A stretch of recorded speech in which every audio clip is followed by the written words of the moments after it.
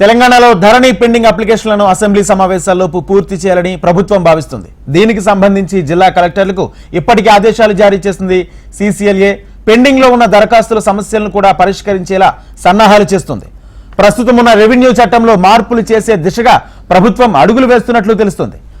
కొత్త ఆర్ఓఆర్ చట్టంలోని appeal option కూడా ఛాన్స్ ఉండనుంది.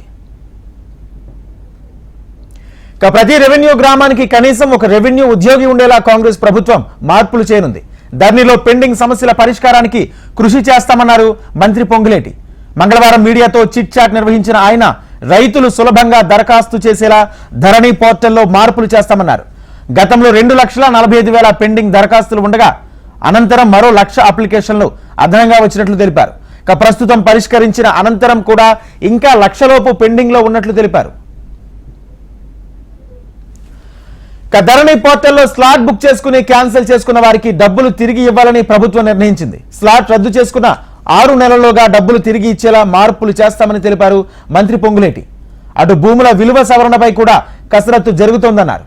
2011లో భూముల విలువ సవరణ శాస్త్రీయంగానే జరిగినప్పటికీ 2022లో బీఆర్ఎస్ సర్కార్ గంపగుత్తిగా పెంచిందని ఆరోపించారు. ఈసారి సర్వే నెంబర్ల వారీగా ప్రతిపాదనలు తీసుకుంటున్నామన్నారు మంత్రి పొంగులేటి. గత ప్రభుత్వం తీసుకొచ్చిన ధరణి రెవెన్యూ చట్టంలో అనేక సమస్యలు తలెత్తాయన్నారు మంత్రి. ధరణి పోర్టల్లో 33 మాడ్యూల్లో రైతులు ఇబ్బందులు పడుతున్నారని తెలిపారు.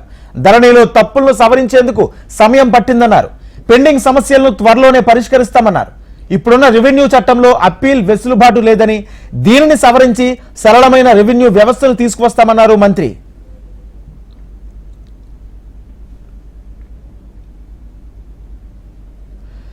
భూ సమస్య ఉంటే 1 మాడ్యూల్ ఉండేలా ప్రభుత్వం ఆలోచన చేస్తుందన్నారు మంత్రి పొంగులేటి శ్రీనివాస్. దరఖాస్తుదారుడికి ఒకటే అప్లికేషన్ ఉండేలా ప్రభుత్వం నిర్ణయం తీసుకోనున్నట్లు తెలిపారు.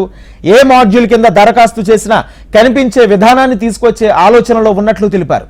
దరఖాస్తుదారుల నుంచి స్వీకరించిన అప్లికేషన్లో సమస్యను సంబంధించి అధికారులైన కలెక్టర్, ఆర్డీఓ, ఎంఆర్ఓలు పరిష్కరించే విధంగా వెసులుబాటు కల్పిస్తున్నట్లు సమాచారం ఇచ్చారు.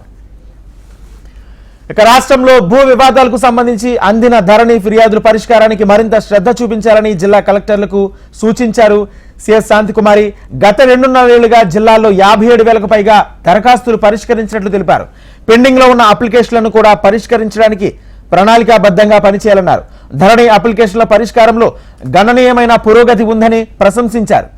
మిగిలిన దరఖాస్తులను కూడా రానున్న 10 రోజుల్లో పరిష్కరించాలని సూచించారు.